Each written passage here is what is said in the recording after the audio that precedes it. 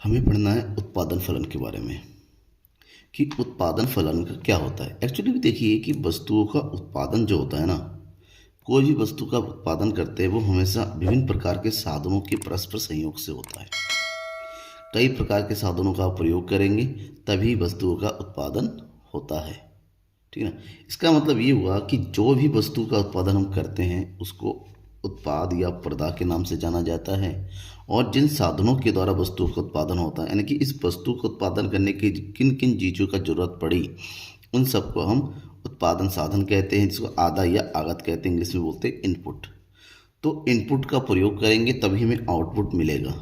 तो ऐसे में उत्पादन फलन जो होता है, इनपुट और आउटपुट, आदा और प्रदा, इन दोनों के बीच के संबंध को बताता है कि कितने उत्पादन के साधनों का प्रयोग करके कितना उत्पादन हुआ। यानी कि आगतों का प्रयोग करके हमें उत्पाद कितना मिल रहा है, इस बात के संबंध को उत्पादन फलन कहते हैं।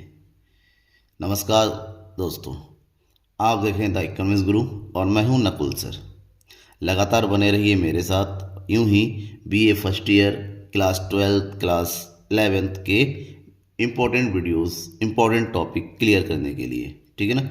आज मैं आपको उत्पादन फलन बता रहा हूँ। इसी तरह इस चैप्टर के सारे टॉपिक्स आपको मिलते चले जाएंगे। सब्सक्राइब नहीं किया अभी तक तो सब्सक्राइब जरूर कीजिए। ठीक है। अब तो ये उत्पादन फलन के बारे में, अब उत्पादन फलन की मीनिंग की देख लेते हैं कि उत्पादों और आगतों, जो आपने उत्पादन किया और उत्पादन के लिए जो साधनों का प्रयोग किया, उन दोनों के बीच के संबंध को उत्पादन फलन कहते हैं। और इसको इस समीकरण से दिखाया जाता है, x equal to f bracket a b c. जो यहाँ पर x होता है ये होता है उत्पाद की मात्रा, और ये ए बी सी है ये उत्पाद के साधन, यानी कि आगत, इनपुट। तो इन इनपुट का प्रयोग करते आपने कितना उत्पादन किया, इन दोनों के बीच की जो फंक्शनल रिलेशन होता है दोनों के बीच के, इसको हम जो है उत्पादन फलन के नाम से जानते हैं। ठीक है। एक्चुअल में उत्पादन फलन बताता है कि एक दिए हुए तकनीक, ज्ञान और प्रबंध योग्यता की सहायता से साधनों के द्वारा उत्पादन की अधिकतम मात्रा को कैसे प्राप्त किया जा सकता है। कि आप किसी भी वस्तु के उत्पादन के लिए जितने भी साधनों का प्रयोग कर रहे हैं, आपके पास तकनीकी ज्ञान, आपके पास प्रबंध योग्यता दोनों है, दोनों का प्रयोग कर रहे हैं और दोनों ही एक बार में स्थिर माना जाता है, तो उस वक्त जो भी साधनों का प्रयोग करते हैं उससे आप उत्पादन अधिक से अधिक कैसे लें, आपका उत्पादन अधिकतम कैसे हो, इस बात को उत्पादन फलन बताता है। उत्पादन फलन को डिस्क्राइब किया प्रोफेसर लेफ्टविच ने। कैसे? उन्होंने कहा कि उत्पादन फलन शब्द किसी फर्म के किसी समय इकाई में वस्तुओं और सेवाओं के उत्पादन साधनों तथा उत्पादन के भौतिक संबंध को बताने के लिए प्रयुक्त होता है। मतलब सेम वही है कि लेफ्टविच के अनुसार अगर एक फर्म किसी भी समय वस्तुओं और सेवाओं का उत्पादन करता है तो उसके लिए जो साधनों का प्रयोग करता है और उत्पादन के जो भौतिक उत्पादन होता है, जो मात्रा होता है, उसके बीच का जो संबंध होता है।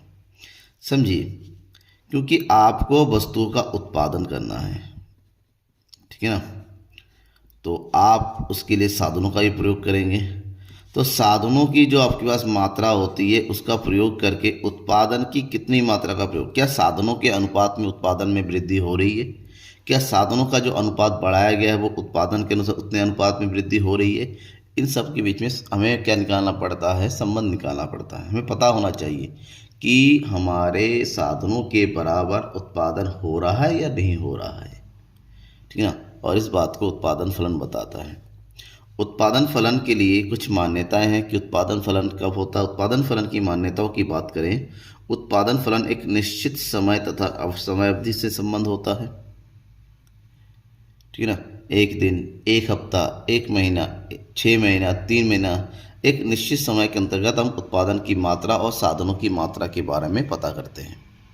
एक दिए गए समय में तकनीकी ज्ञान का स्तर में कोई परिवर्तन नहीं होता है। जिस समय आप उत्पादन फलन की बात करते हैं, हम ये मान के चलते हैं तकनीक में कोई परिवर्तन नहीं हो रहा है और नहीं होना भी चाहिए। फर्मों द्वारा उपलब्ध विकल्पों में से सर्वश्रेष्ठ उत्पादन तकनीक का प्रयोग। फर्मों के पास जो भी उत्पादन तकनीक है, उत्पादन कर दिया, उसमें से सर्वश्रेष्ठ तकनीक का प्रयोग होना चाहिए उत्पादन के लिए, क्योंकि जब तक तकनीक उच्च नहीं होती है तब तक आपका उत्पादन भी नहीं बढ़ सकता। तो उत्पादन फलन की गणना हम तभी कर सकते हैं जब ये मान के चले कि सर्वश्रेष्ठ तकनीक का उपयोग हो रहा है।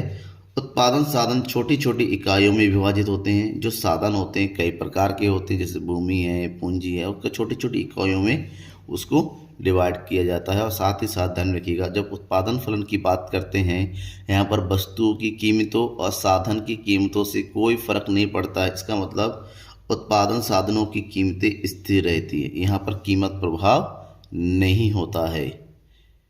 ठीक है, हमें यहाँ पर कीमत के बारे में नहीं पढ़ना है कि साधनों की कीमत क्या हो रहा है, सामग्रियों की लागत क्या आ रही है, उत्पादन की कीमत क्या है, उससे कोई मतलब नहीं है। हमें केवल दोनों के बीच के मात्रात्मक संबंध को देखना है। अब उत्पादन फलन की कुछ विशेषताएं हैं, इन विशेषताओं को भी जान लेते हैं।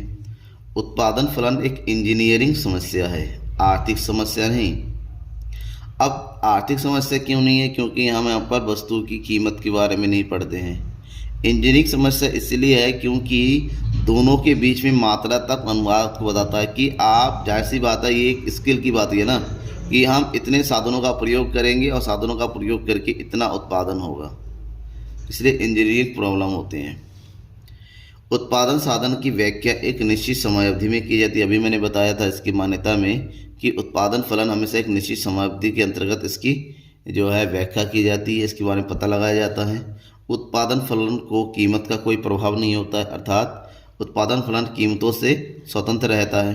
कीमतें बढ़ रही हैं या घट रही हैं, साधनों की कीमत क्या है, वस्तु की कीमतें कहाँ तक जा रही हैं, इस बात से उत्पादन फलन को कोई प्रभाव नहीं होता है। इसका मतलब उत्पादन फलन कीमत प्रभाव से अलग होता है। और नेक्स्ट है, तकनीकी ज्ञान की स्थिति द्वारा उत्पादन फलन का निर्धारण होता है। आपके तकनीक क्या है, किस प्रकार की तकनीक का प्रयोग करें, तकनीक निम्न स्तर का है या उच्च स्तर का है, एक बार में इस बात को ध्यान में रखा जाता है, क्योंकि उच्च तकनीक ही उच्च उत्पादन स्तर को बताता है। तकनीक का स्तर जितना निम्न होता है, उत्पादन स्तर भी उतना ही घटता चला जाता है। और नेक्स्ट हमें पढ़ना है उत्पादन फलन के प्रकार। उत्पादन फलन के बेसिकली कितने प्रकार होते हैं? 2 प्रकार होते हैं, अल्पकालीन उत्पादन फलन और दीर्घकालीन उत्पादन फलन। अब अल्पकालीन और दीर्घकालीन उत्पादन फलन क्या होता है? अल्पकालीन उत्पादन का फलन का मतलब होता है एक ऐसी समय अवधि, अल्पकालीन उत्पादन फलन का मतलब होता है एक ऐसे समय अवधि जिस समय अवधि में उत्पादन के सभी साधनों को परिवर्तन नहीं किया जाता। यानी कि इस समय में उत्पादन के जो साधन होते हैं उसको 2 कैटेगरी में बांट दिया जाता है। एक होता है उत्पादन के स्थिर साधन और एक होता है उत्पादन के परिवर्तनशील साधन। उत्पादन के स्थिर साधन हमेशा स्थिर रहते हैं, इसमें कोई परिवर्तन नहीं होता है। उत्पादन के परिवर्तनशील साधन यानी कि कुछ साधन स्थिर रहते हैं और बेसिकली एक साधन परिवर्तन नहीं होता है, क्योंकि जो उत्पादन के साधन होते हैं कौन कौन से? भूमि, पूंजी, साहसी और श्रम। इसमें से ये तीनों साधन जो है स्थिर होते हैं और केवल एक साधन श्रम को ही परिवर्तन है। यानी कि एक साधन को परिवर्तन के द्वारा उत्पादन में जो भी परिवर्तन आता है उसे अल्पकालीन उत्पादन फलन के नाम से जानते हैं। और इसका जो नियम है, इस नियम को हम जो बोलते हैं परिवर्तनशील उत्पादन का नियम, परिवर्तनशील अनुपातों का नियम। ठीक है ना, ये अल्पकाल में होता है। वहीं पर अगर दीर्घकालीन उत्पादन फलन की बात करते हैं, दीर्घकाल के उत्पादन के सभी साधन परिवर्तनशील होता है, क्योंकि यहाँ पर इनफ टाइम होता है कि उत्पादन के हर एक साधन को हम बदल सके। अल्पकाल का मतलब होता है 1 साल से कम का समय, और इसका मतलब होता है 1 साल से अधिक का समय। और 1 साल से जब अधिक का टाइम होता है, हमारे पास इनफ टाइम होता है कि हम यहाँ पर भूमि, पूंजी और साहसी को भी बदल दें। ऐसे में उत्पादन दीर्घकाल में उत्पादन के सभी साधन परिवर्तनशील होता है और सभी साधनों में परिवर्तन की तुलना में उत्पादन के पैमाने में भी परिवर्तन होता है।